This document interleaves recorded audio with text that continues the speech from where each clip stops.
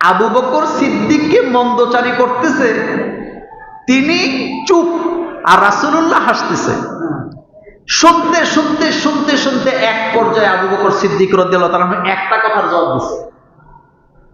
রাসূল সাল্লাল্লাহু আলাইহি ওয়াসাল্লাম চেহারা মোবারক কালো করে এখান থেকে চলে যাচ্ছে। হযরত আবু বকর সিদ্দিক দৌড়ে গেছে রাসূলের কাছে, যায় বলতেছেন, রাসূল, এই লোকটা আমাকে এতক্ষণ গালাগালি করলো, মন্দচারী করলো, আমি কোনো জবাব দিলাম না, আপনি হাসলেন।